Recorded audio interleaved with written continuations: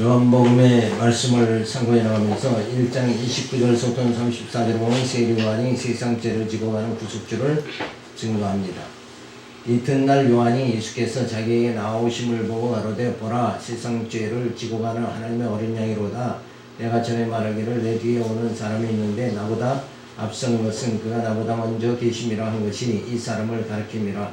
나도 그를 알지 못하였으나 내가 와서 물로 세례를 주는 것은 그를 이스라엘에게 나타내려 함이라 하니라. 요한이 또 증거하여 가로되 내가 봄에 성령이 비둘기같이 하늘로서 내려와서 그의 위에 머물렀더라.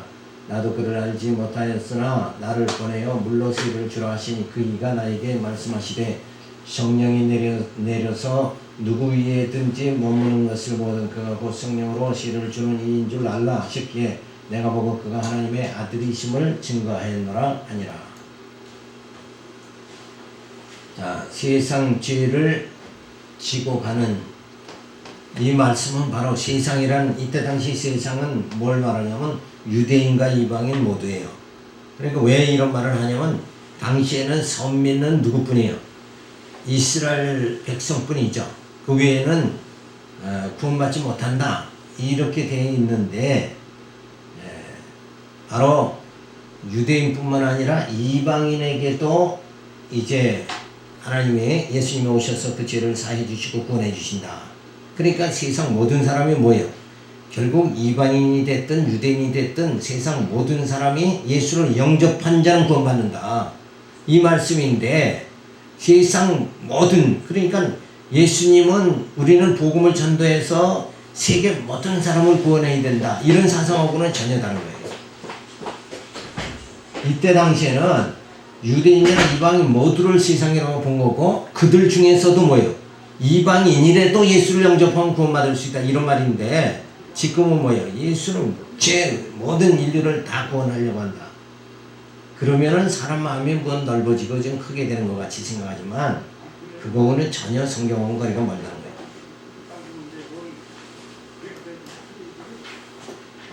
자, 율법의 제사 규례를 의식해서 예수님을 말해준 것입니다.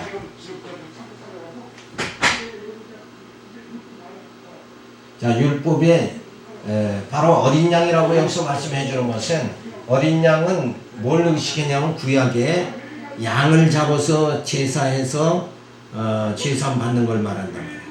그러니까 이제 예수님이 바로 구약의 어린 양이다. 그러는 것은 예수님이 이 땅에 오셔서 구약에서 양 잡아 제사해서 죄를 사함 받는 것 같이 바로 예수님이 어린 양으로 오셔서 제물이 돼서 죽으시고 우리의 모든 죄를 다 사해 줄 것을 그것을 말해 주는 거예요.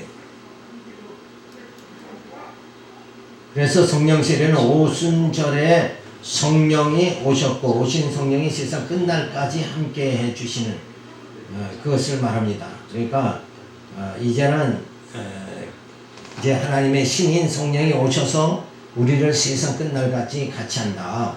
그러니까 만약에 예수님이 오시기 전에 구약의 성도들은 이렇게 성령이 직접 오셔서 저들을 인도한 게 아니에요. 하나님께서 어떻게 인도하는가? 꿈이나 환상을 통해서 인도했고 선지자를 보내서 인도했고 그리고 이제는 뭐예요? 하나님의 아들을 보내고 이제는 또 뭐예요? 성령을 보내서 우리를 인도해 주신다. 그래서 우리가 신의 성품에 이르게 되어지는 것은 인간의 힘으로 되는 것이 아니라 뭐예요? 성령이 오셔서 하나님의 신인 성령이 오셔서 우리로 하여금 하나님의 형상을 닮아가도록 그렇게 만들어 주신다. 그게 바로 신의 성품에 이르게 되어지는 거예요. 그래서 성령이 와서 증거해 주는 건 바로 성령께서 예수 하나님의 아들이심을 증거해 주고 있죠.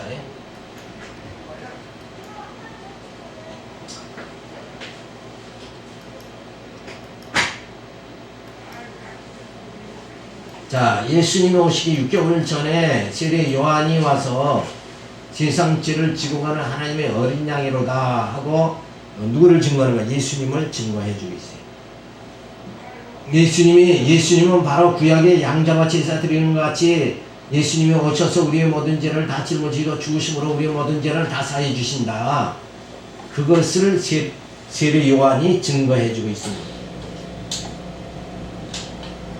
그래서 여기서 이때 당시 세상이라는 건 유대인과 이방인 그들 중에서 뭐 예수를 영접한 자는 구원받는다는 말씀이죠. 그리고 어린 양은 율법의 제사 규례를 예를 들어서 비유해서 말씀하신 거예요. 자, 그래서 예수님이 오셔서 성령으로 세례를 주게 된다. 성령께서는 약속대로 오순절날 단회적으로 오셔서 세상 끝날까지 함께 해주시는 겁니다. 그러니까 다락방에 성령이 오셨어요. 하나님의 신이 오셨어요. 이 땅에 오셨어요. 예수님이 이 땅에 오셨고 성령이 오셨다. 그러면 또 성령이 계속 오시는 게 아니라 성령이 우리 심령에, 이 오신 성령이 우리 심령에 역사하는 것을 우리는 말하고 있죠. 그것을 보통 이제 성령 충만이다 말하고 있어요. 그래서 예수가 그리스도이심을 세례 요한이 증거하고 성령께서 증거하고 하나님께서 증거해 주심으로 더 이상 증거가 필요 없는 것인데 또 예수가 그리스도이시며 하나님 여호와심을 깨닫지 못한다는 건 어리석은 일이다. 자, 성경은 바로 예수가 그리스도임을 증거해 주고 있다. 그래서 바로 내가 믿는 예수가 바로 그리스도라. 그리스도라는 뜻은 영원한 왕이요 제사장이요 참선지자 되신다. 그래서 영원한 제사장으로 예수님이 오셔서 우리의 모든 죄를 사해 주시고 영원한 왕으로 오셔서 아들 그 성령, 아들의 영 성령을 통해서 우리 심령을 통치해 주시고 그래서 아버지의 뜻대로 주님의 뜻대로 살아가도록 만들어 주시고 그리고 예수님은 참 선지자로 오셔서 우리 참 진리를 하나님이 어떤 분이신가 예수가 어떤 분인가를 깨닫게 알게끔 그렇게 만들어 주신다. 그래서 그 증거된 예수를 통해서 뭐예요? 우리가 다 구원받게 하나님은 언약 백성이 구원받게 그렇게 하나님 말씀 섭리해 주신다 하는 것을 우리가 알 수 있습니다. 자, 1장 35절서부터 보면 요한의 증거로 그의 두 제자와 시몬이 예수께로 갑니다. 또 이튿날 요한이 자기 제자 중 두 사람과 함께 섰다가 예수의 다니심을 보고 말하되 보라 하나님은 어린 양이로다. 두 제자가 그의 말을 듣고 예수를 쫓거라. 예수께서 돌이켜 그 쫓는 것을 보시고 물어 가라사대 무엇을 보았느냐 가로되 랍비여 어디 계시오니까 하니 랍비는 번역하면 선생이라. 예수께서 가라사대 와보라. 그러므로 저희가 가서 계신 대로 보고 그날 함께 가니 때가 제 10시쯤 되었더라. 요한의 말을 듣고 예수를 쫓는 두 사람 중에 하나는 시몬 베드로의 형제 안드레라. 그가 먼저 자기 형제 시몬을 찾아 말하되 우리가 메시아를 만났다 하고 메시아는 번역하면 그리스도라. 데리고 예수께로 오니 예수께서 보시고 가라사대 내가 요한의 아들 시몬이니 장차 게바라하리라 하시니라. 게바는 번역하면 베드로라. 자, 세례 요한은 하나님의 어린 양이로다 하고 예수를 증거해 줍니다. 자, 안드레는 베드로를 만나 우리가 메시아를 만났다 그렇게 말을 하죠. 자, 요한의 말을 듣고 예수를 따르게 되어집니다. 시몬에게 장차 게바라하리니 번역하면 베드로라 하는 말씀을 해줍니다. 자, 여기서 우리가 예수께서 하라는데 와보라 그랬어요. 와보라. 여기서 와보라는 것은 뭘 보라는 거예요?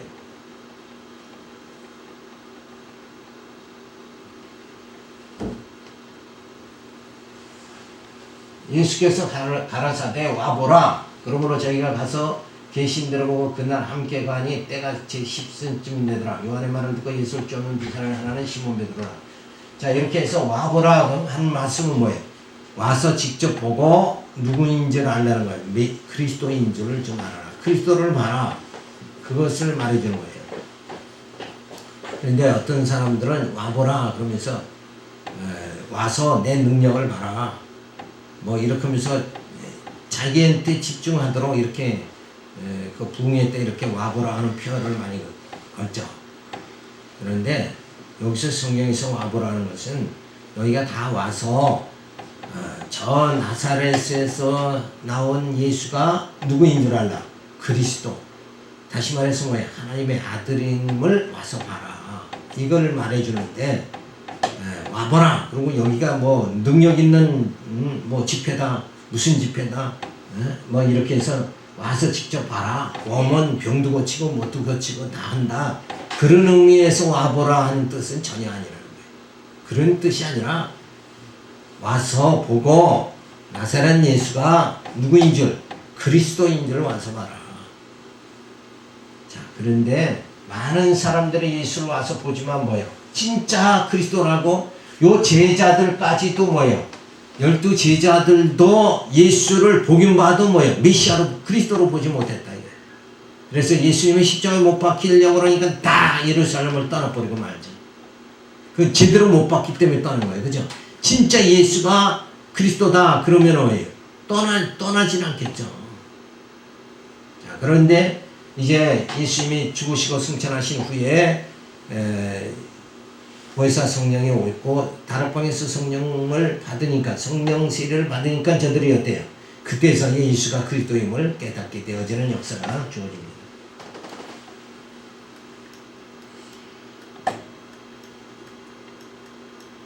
6개월 전에 예수님 오시기 6개월 전에 세례 요한이 나타나서 세상 죄를 지고 가는 하나님의 어린 양이로다. 결국 어린 양이라고 말한 세례 요한이 예수가 어린 양이다 증거한 것은 뭐예요? 구약의 양자와 제사 드리는 거를 의식을 해서 말하면서 뭐예요? 바로 이 예수가 너희의 죄를 다 사해 줄 자다.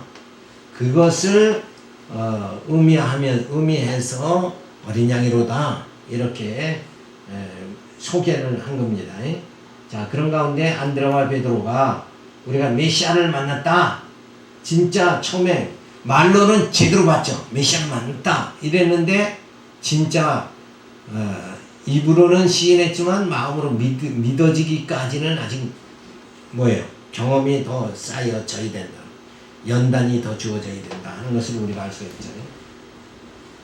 자, 이 메시아는 바로 그리스도라는 뜻이다. 그리스도라는 말은 영원한 제사장, 영원한 왕, 참선지자다. 영원한 제사장으로 우리 죄를 다 사해 주시고 영원한 왕으로 우리 심령을 통치해 주시고 참 선지자로 오셔서 복음이 무엇인가, 진리가 무엇인가를 깨닫게 만들어준다. 그래서 부활의 진리, 이것을 썩어질 몸이 썩지 아니할 몸을 입게 되어진다는 이 확실한 기독교의 대진리, 부활의 진리를 가르쳐 주시는 분이 누구냐? 바로 참 선지자 되신 예수님이다 하는 것을 알 수가 있습니다. 그래서 우리가 예수를 내가 믿는다 하면은 세 가지를 믿어야 된다. 이 세 가지를 믿지 않으면 이게 뭐예요? 영원한 제사장이다. 그런데 당시에 바리새인 사두개인들은 뭐예요? 예수님에 의해서 제사함 받는 것이 아니라 율법을 지켜서 내가 의롭다 함밖에 된다. 그래서 율법주의, 공료주의 사상을 가지고 있다 그러면 예수님과 그리스도다. 그리스도 영원한 제사장이다. 이걸 믿지 못하는 거다. 그리고 아직도 예수님이 영원한 왕이다 그러면 주님 뜻대로 살아야 되는데 내 뜻대로 산다 그러면 아직도 그리스도를 믿지 못한 것이다. 참 선지자다. 그러면은 진짜 복음 대신 생명과 피스로 오신 예수를 우리가 믿어야 된다. 오직 다른 길은 예수를 통하는 길 밖에는 없다. 예수를 통하지 않고는 어때? 하나님 나라에 들어갈 수가 없다. 자, 우리가 이 땅에서는 모든 길은 뭐예요? 로마로 통한다 그랬잖아요. 근데 모든 육신의 길은 뭐 로마 당시에는 로마를 통한다. 모든 길은 로마를 통한다 그러지만은 진짜 영적으로는 모든 길은 어디예요? 그리스도를 통한다. 이렇게 우리가 그리스도 아니면은 우리가 구원받지 못한다는 엄청난 사실을 우리가 믿어야 됩니다. 자, 그러면서 우리의 모든 죄를 사해 주시고 우리의 심령을 통치해 주시고 늘 평강이 넘치게 하시고 신지식을 깨달아 하나님의 사랑 속에 거하여 영생 무궁토록 안식을 누리며 살 수 있게 해주시는 분이 바로 메시아이신 것이다. 그래서 메시아에 대한 정확한 인식을 우리가 분명히 해야 된다. 교회는 계속 출석하고 다니면서도 이런 내용 자체를 모르고 그냥 편안하고 그저 구원받는다니까 막연하게 그냥 다니는 것이 아니라 구체적으로 우리가 이런 말씀들을 깨달아야 돼. 예수님이 원한 제사장 왕이다, 참선지자다. 이걸 깨닫고 예수를 믿는 그 믿음의 확신이 주어져야 된다. 그래서 흔들리지 않고 그래야 되는데 늘 불확실한 그런 상태에서 우리가 신앙생활하면 안 되잖아요. 자, 두 번째로 예수의 자기 증거입니다.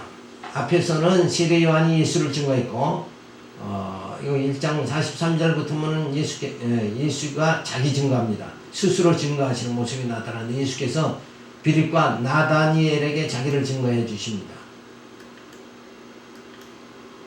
이튿날 예수께서 갈릴리로 나가려 하시다가 빌립을 만나 이르시되 나를 쫓으라 하시는 빌립은 안드레와 베드로와 한 동네 벳세다 사람이라. 빌립이 나다니엘을 찾아 이르되 모세가 율법에 기록하였고 여러 선지자가 기록한 그 일을 우리가 만났으니 요셉의 아들 나사렛 예수니라. 나다니엘이 가로되 나사렛에서 무슨 선한 것이 날 수 있느냐. 빌립이 가로되 와보라 하니라. 자, 여기서도 와보라. 누구 보라는 거예요? 예수를 와서 봐라. 어떤 예수? 나사렛 예수가 바로 그리스도다, 메시아다 하는 것을 봐라, 확인해라 하는 말이죠. 예수께서 나다니엘에게 자기에게 오는 것을 보시고 그를 가르쳐 가라사대 보라, 이는 참 이스라엘 사람이라.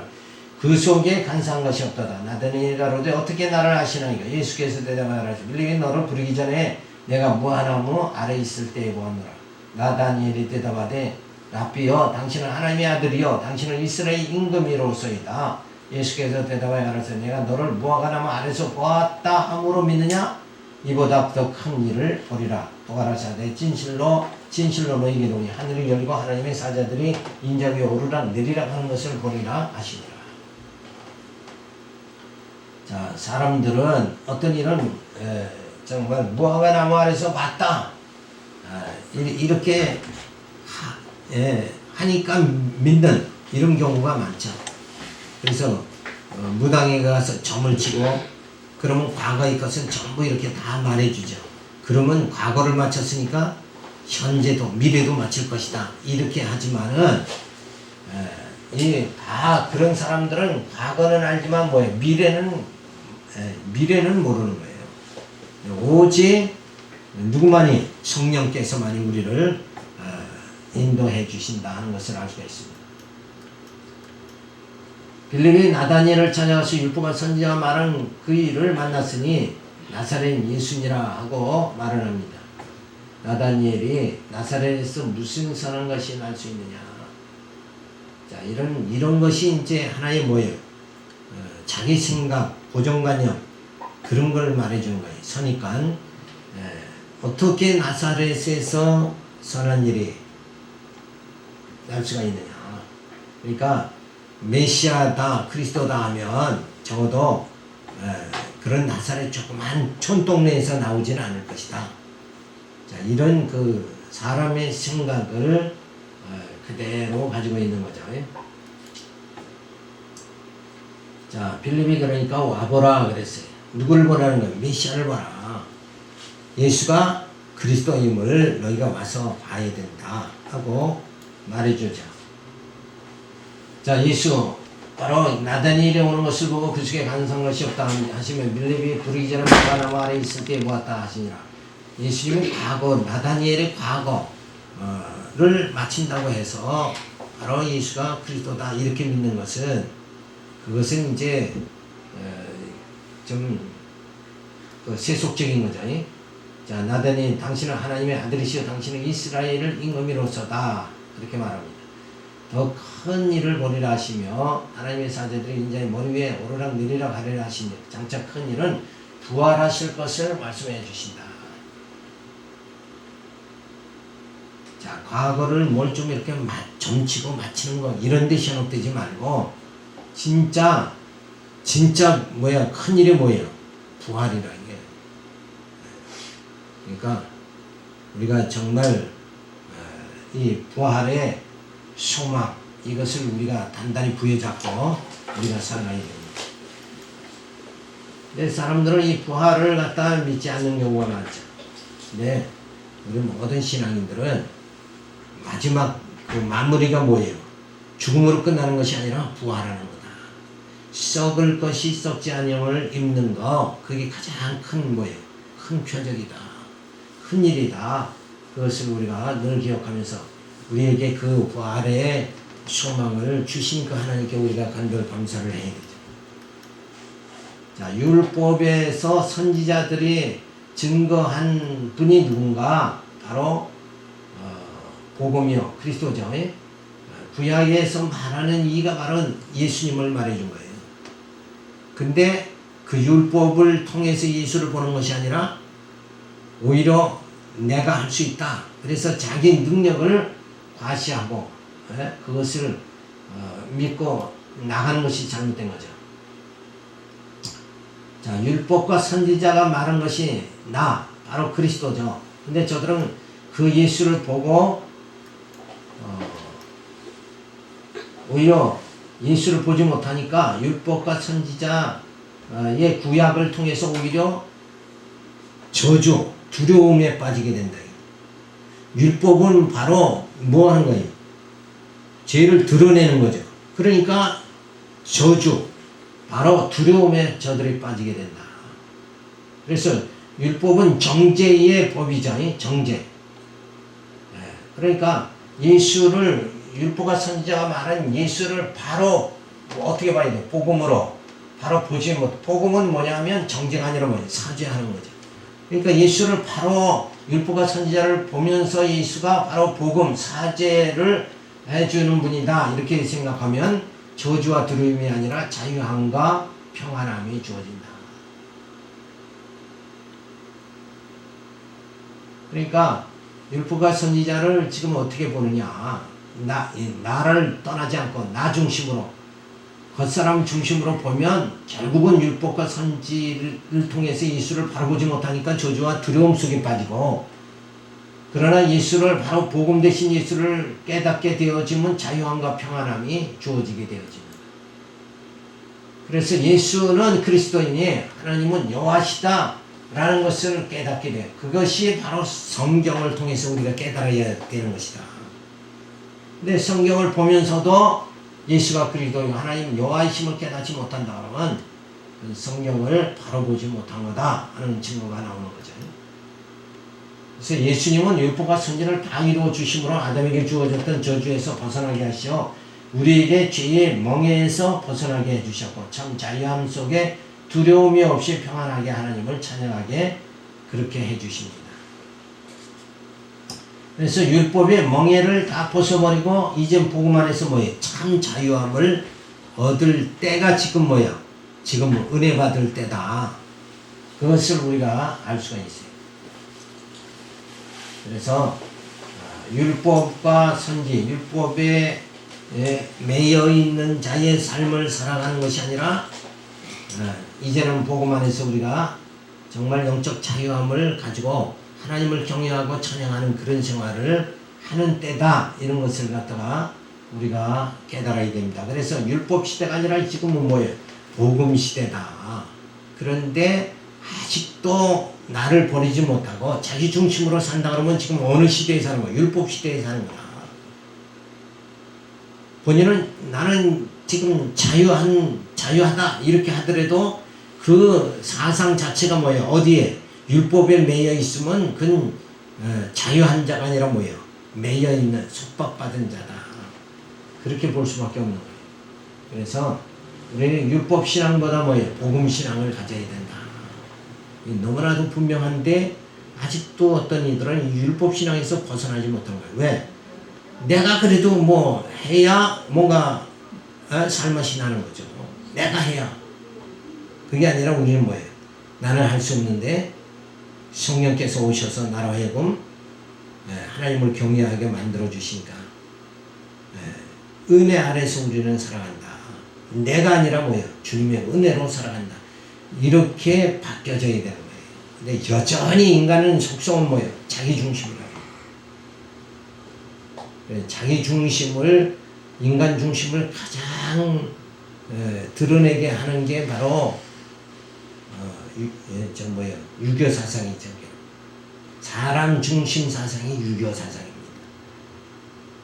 그러니까 유교 사상이 우리나라는 지배했던 시대가 많았잖아요. 그렇기 때문에 자기 중심에서 특히 한국 사람은 벗어나기가 어려워요. 근데 미국인만 하더라도 자식에게 유산 주지 않고 다 사회에 공헌하잖아요. 이것만 보더라도 벌써 그쪽엔 유교 사상이 지배를 받지 않았기 때문에 그런 것이 가능하게 되어진다는 거죠. 그래서 율법 신앙에서 우리는 벗어나야 된다. 율법 아래 있으면 저주와 두려움이 나를 숙박하고 복음 안에 있으면 진짜 참 진리를 깨달으면 자유함과 평안함이 주어진다. 그러니까 내가 편안치 못하다 그러면 아직도 나를 버리지 못하고 율법주의, 공로주의 사상에서 내가 매여 있다. 이런 것을 갖다가 스스로 깨닫고 뭐예요? 이제는 이 멍에를 벗어 자유함, 평안함, 예수를 믿고 진리 안에서 자유함 받아야 되겠다는 생각을 해야 됩니다. 자, 2장 1절부터 11절은 예수께서 가나 혼인집에서 표적으로 영광을 나타내십니다.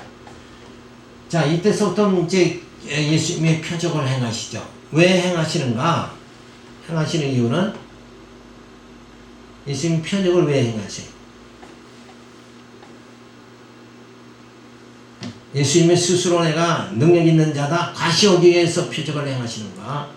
그렇지는 않죠. 예수님이 누구라고? 그리스도다, 메시아다, 이거를 깨닫게 해주려고 표적을 행하는 거예요. 또 예수님이 죽으신 다음에 제자들에게는 사도권을 주죠.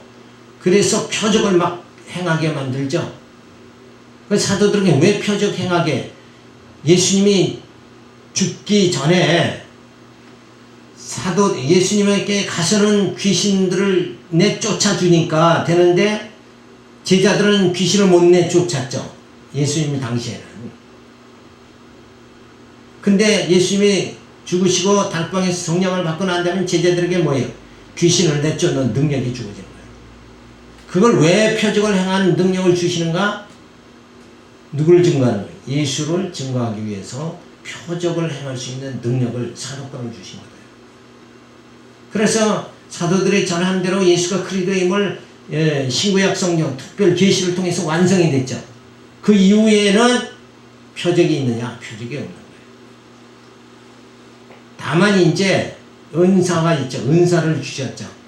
그래서 은사를 통해서 병이 낫기도 하고 귀신이 나가도록 하는, 점진적으로 귀신에서 벗어나게 하고 이런 있지만은 단번에 즉석에서 죽은 자 살리고 귀신을 내쫓고 막 이런 능력이, 지금 그런 표적이, 지금 그런 역사가 주어지느냐? 그건 없다는 거죠. 왜 그런가? 이미 예수가 그리스도라는 증거는 신구약 성경으로 계시가 완성됨으로 뭐예요? 다 끝이 났다.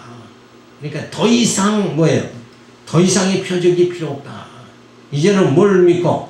이미 구약의 선지자 그리고 신약에 예수님이 오시고 증거해 주시고 그 다음에 사도들로 증거해 주신, 그리고 특별 계시, 이 성경을 통해서 증거했기 때문에 이제는 뭐예요? 더 이상의 증거가 필요 없다. 그런데도 믿지 않는 자는 어때요? 이건 다 결국 불택자이기 때문에 믿지 않는 것이다. 그래서 하나님의 구원의 모든 섭리가 그렇게 이어지는 거예요. 그래서 예수님께서 이제 혼인집에서 표적을 행하는 능력을 보여주십니다. 그래서 성경에 나오는 모든 표적은 결국은 뭐예요? 예수가 그리스도이다 하는 것을 깨닫게 해주는 겁니다. 그래서 오병이어의 표적도 뭘 깨닫게 해요? 예수가 그리스도임을 깨닫게 해주는데, 거기서 더 구체적으로 뭐예요? 사람이 떡으로만 사는 것이 아니라 하나님 말씀으로 사느니라. 예수님 자신이 누구다? 생명의 떡으로 오신 분이다. 이거를 가르쳐 주는 거예요. 그래서 어쨌든 그리스도 증거다. 그래서 성경의 모든 표적과 기사는 뭐예요? 그리스도를 증거하기 위함이다 하는 것을 말해줍니다. 자, 사흘 되던 날에 갈릴리 가나에 혼인이 있어 예수의 어머니도 거기 계시고 예수와 그 제자들도 혼인의 청함을 받았더니 포도주가 모자란지라. 예수의 어머니가 예수에게 이르되 저희에게 포도주가 없다 하니 예수께서 가라사대 여자여 나와 무슨 상관이 있나이까? 내 때가 아직 이르지 못하였나이다. 그 어머니가 하인들에게 이르되 너에게 무슨 말씀을 하시든지 그대로 하라 하니라. 거기에 유대인이 결례를 따라 두세 통 들은 돌 항아리 6이 놓였는지라. 예수께서 저희에게 이러시되 항아리에 물을 채우라 하신즉 아구까지 채우니 이제는 떠서 연회장에 갖다 주라 하시며 갖다 주었더니 연회장은 물로 된 포도주 맛을 보고 어디서 났는지 알지 못하되 물도온 하인들은 알더라. 연회장이 신랑을 보러 가는데 사람마다 먼저 좋은 포도주를 내고 취한 후에 낮은 것을 내고 그들은 지금까지 좋은 포도주를 두었도다 하니라. 예수께서 이 처음 표적을 갈릴리 가나에서 행하여 그 영광을 나타내시며 제자들이 그를 믿으니라. 자, 제자들은 믿었다고 그랬죠. 표적을 보고 제자들은 믿었다. 자, 그런데 실질적으로 믿었냐? 그거는 아직은 뭐 그렇지 못하죠. 어쨌든 이 표적을 통해서 예수님은 자신이 그리스도임을 자신을 증거해 주는 표적을 행하셨다. 그래서 앞에는 세례 요한이 증거하고 그리고 지금은 뭐예요? 예수님 자신이 표적을 행하면서 내가 그리스도다 하는 것을 증거해 줍니다. 자, 이렇게 성경은 전부 뭐예요? 예수가 그리스도임을 증거해 주는데 아직도 예수가 어떤 분인지 모른다 그러면 늘 소경된 생활을 할 수밖에 없는 거죠. 자, 물로 포도주를 만드는 표적을 통해 예수님의 그리스도이심을 믿게 하는 겁니다. 자, 율법에는 제사 규례가 양의 양을 잡아서 내 죄를 그 양에게 안수해서 정가시키고 내가 죽어야 되는데 양을 대신 뭐예요? 내 죄를 뒤집어 쓴 양을 죽이는 거예요. 그 죽음이라는 건 뭐예요? 죄값을 지불하는 거죠. 그러니까 내 대신 양이 죄값을 지불하도록 이렇게 해서 내 죄를 구약시되는 거예요. 사함을 받게 되어지는 거. 요게 율법의 제사 규례다. 그러니까 하나님께서 피조 인간을 창조하시고 아담이 죄를 짓자 그 죄 지은 자는 모두 다 죽여야 되는데 죄값은 뭐예요? 사망이잖아요. 전부 죽이면 그러면 이 땅에 아무 남는 자가 없잖아요. 그래서 하나님의 인간 창조는 결국 실패다 이렇게 할 수밖에 없는데 그렇게 안 되려고 뭐예요? 하나님께서는 뭐예요? 이 제사 규례를 통해서 그 택한 자를 구원하시는 이런 섭리를 베풀어서 예수를 보내주셔가지고 뭐예요? 우리의 속사람을 창조하죠. 예수가 그리스도 안에 새로운 피조물이 되게 해서 우리의 속사람을 창조해서 하나님 나라로 인도해 주시는 그 섭리를 베풀어 주십니다. 그래서 이제 그림자적으로 이렇게 주어지는 율법의 제사 규례를 통해서 양의 피로 대속해 주는 죄값을 내 죄를 양이 대신 지불하는 이렇게 해서 양은 죽고 나는 사는 그런 하나님의 은혜를 통해서 뭐예요? 결국 생명을 보존하도록 만드시는 하나님의 섭리가 주어진다. 그래서 율법에도 이 제사 규례가 있다. 그런데 이 제사 규례를 통해서 누구를 바라봐야 돼요? 바로 메시아를 바라봐야 된다. 그런데 여전히 제사 규례는 그냥 의뢰하는 형식이고 그리고는 이제 뭐예요? 율법 계명에 의해서 내가 해야 된다 이렇게 해서 자기를 드러내는 인본주의 신앙을 갖는다 그러면 그것이 얼마나 잘못된 것인가 우리가 알 수가 있는 거죠. 자, 그래서 예수님이 이 땅에 오셔서 복음을 우리에게 전해주시고 포도주 사건을 통해서 포도주를 만드는 그 표적을 통해서 물로 포도주를 만드는 표적을 통해서 뭐예요? 예수님의 피로 대속해 주시는 하나님의 사랑이 주어진다. 그것을 보여주는 거예요. 그래서 예수의 피로 뭐예요? 대속함을 받음으로 인해서 사망에서 생명으로 주어지는 놀라운 하나님의 사랑이 주어지게 되어집니다. 자, 그래서 이 대속 구약의 양잡아 대속함을 받는 거 이것도 은혜고 이거는 이제 그림자적인 은혜지만 진짜 은혜는 뭐예요? 예수의 피로 우리가 죄사함 받고 이제는 사망에서 뭐야? 생명으로 옮겨지는 그런 하나님의 은혜를 받게 되어진다는 거. 이게 진짜 저건 그림자고 이게 실체다. 근데 늘 그림자만 쫓아가면 이게 율법신앙은 그림자만 계속 쫓아가는 거 아니냐 이거예요. 그래서 자기 의를 드러내고 그리고 하나님 앞에서 내가 그래도 이만큼 삽니다. 예? 자고하고 교만한 삶을 산다는 것은 그러다 죽으면 아무것도 아니다. 그런 어리석은 삶을 살게 되어지는데 하나님께서는 저렇게 그림자를 보여주고 실체인 예수를 통해서 다 우리의 모든 죄를 다 사해주고 구원받게 하시는 거죠. 그래서 저 율법을 통해서 뭐예요? 결국 복음으로 생명에 이르게 만드는. 그래서 하나의 율법은 하나의 약속이다. 이렇게 보면 여기는 뭐예요? 복음으로 완전 성취하는 거죠. 그래서 예수님이 내가 율법을 다 이뤘다 하는 거, 율법을 다 이루시는 거죠. 이렇게 해서 우리의 구원이 완성되어진다. 이거를 우리가 바로 깨닫는다는 거. 그것이 큰 의미가 있는 거예요. 물은 죽음을 의미한다면 포도주를 성찬식을 할 때 예수님 피를 의미한다고 하면 죽음에서 생명으로 옮기워지는 놀라운 표적을 통하여 그리스도이심을 증거해 주는 겁니다. 그러니까 예수님이 물로 포도주를 만든다 하는 것은 어디까지 봐야 돼요?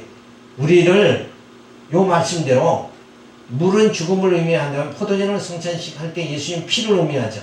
그러니까 죽음에서 생명으로 옮겨지게 되어진다. 예수님이 물로 포도주를 만드는 것은 결국 육체에서 물로 죽어야 되는 인생인데 우리는 예수님 피로 제사함받고 영원히 사는 영원한 생명을 우리가 소유하게 된다. 이것을 의미하는 것이 바로 물로 포도주를 만드는 이 표적이다. 그래서 죽음에서 생명으로 옮겨지는 이 놀라운 표적이 바로 물로 포도주를 만드는 혼인잔치의 표적을 행하시는 거다. 자, 그러니까 예수님의 모든 하시는 일들이 결국은 뭐예요? 우리의 언약 백성의 구원과 모든 것이 직결되어 있다.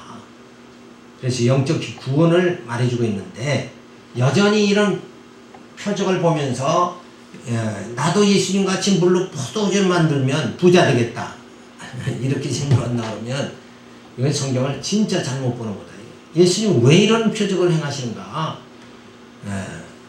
뭐에서? 죽음에서 생명으로 옮겨지도록 하시려고 그렇게 예수님 표적을 행하시면서 그렇게 할 수 있는 분이 누구다? 그리스도다. 자신을 증거하는 거다. 지금 내용 자체가 뭐예요? 자신을 증거하는 내용이다. 앞에서는 뭐예요? 세례 요한을 증거하고 지금은 뭐예요? 자기 자신을 증거한다 하는 것을 우리가 살펴가고 있습니다. 2장 12절에서 17절은 성전을 정결케 하시며 아버지의 집임을 증거해 줍니다. 그 후에 예수께서 그 어머니와 형제들과 제자들과 함께 아브라함으로 내려가 거기에 여러 날 계시지 아니하시느냐. 유대인이 6월절이 가까운지라 예수께서 예루살렘으로 올라가셨더니 성전 안에서 소와 양과 비둘기 파는 사람들과 돈 바꾸는 사람들이 앉은 것을 보시고 노끈이로 채찍을 만드사 양이나 소를 다 성전에 내어 쫓으시고 돈 바꾸는 사람들의 돈을 쏟으시며 상을 엎으시고 비둘기 파는 사람들이 이르시되 이것을 여기서 가져가라. 내 아버지의 집으로 장사하는 집을 만들지 말라 하신 제자들의 성경 말씀의 주의전을 사모하는 열심히 나를 삼키리라 하는 것을 기억하라. 자, 아버지의 집이다 그러죠. 예수님께서 예루살렘 올라가서 성전에서 들어가셨을 때 장사하는 사람들을 책망하시며 채찍으로 양이나 소를 성전에 내어 쫓으시며 아버지의 집으로 장사하는 집을 만들지 말라 하신 것은 바로 아버지 집. 그것이 뭐예요? 하나님의 집이죠. 하나님의 아들이심을 자신을 또 증거해 주는 내용이다. 그런 것을 우리가 살펴볼 수가 있습니다. 자, 이렇게 예수님은 계속해서 뭐예요? 자신이 그리스도다, 하나님의 아들 그리스도다 이걸 증거해 주고 있다. 성경이 이렇게 열심히 증거를 해 주는데 여전히 교회 와서 정말 교회 신앙생활 하면 마음도 편하고 사업도 잘 되고 건강해진다. 이쪽으로 자꾸 빠진다 그러면 정말 예수를 믿고 영원히 구원만 영적으로 구원받는 것이 아니라 육체의 땅만 계속 보고 살아가는 거예요. 그런 신앙은 잘못된 신앙이다. 이런 걸 우리가 알 수가 있어요. 자, 예수님이 주의 전을 사모하죠. 이 시편에서 메시아가 주의 전을 사모하는 열심이 크다 하는 예언을 성취하심으로 메시아임을 증거해요. 그러니까 예수님이 이렇게 하시는 성전에서 성전을 정결케 하는 이 모든 일을 하시는 것도 이미 뭐예요? 시편에서 예언된 대로 이루어지는 사건이다. 이걸 통해서 뭐예요? 예언대로 이루어지니까 바로 예수가 그리스도임을 증거가 되어진 거다.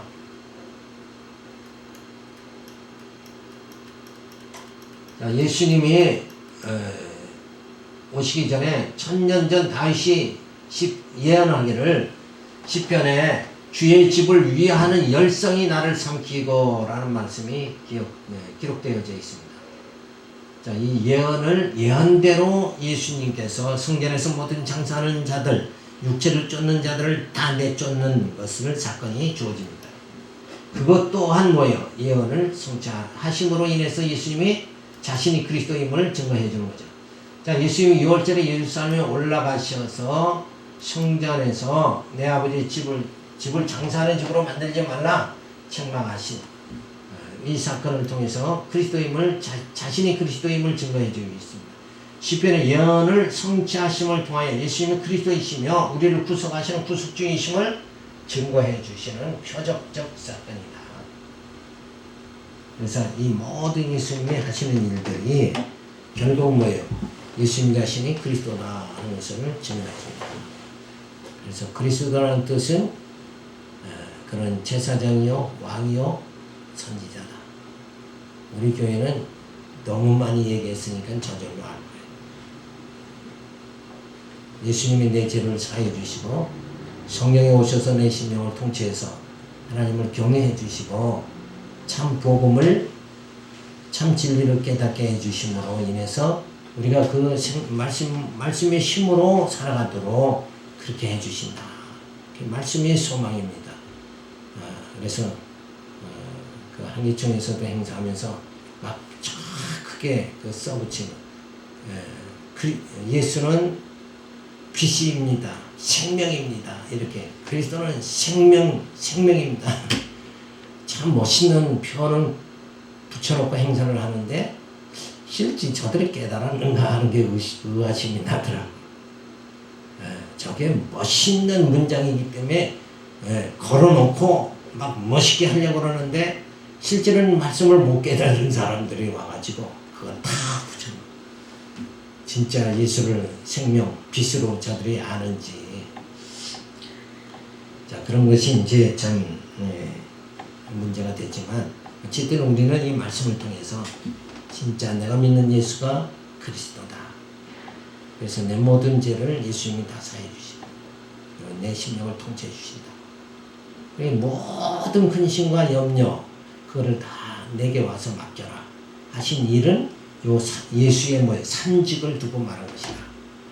그렇잖아요. 죄 문제도 염려할 게 없고 어떻게 사느냐 성령이 나를 통치해 주시니까 염려할 게 없고 그러면 내가 뭘 푯들을 향해서 뭘 어떻게 살아가느냐. 그런데 우리는 진리가 있잖아요.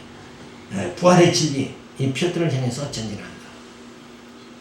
그러니까 우리의 인생관이 뭐냐 딱 정해져 있잖아요. 되는 대로 산다는 게 아니라 정말 그리스도를 우리의 푯대는 바로 부활이다.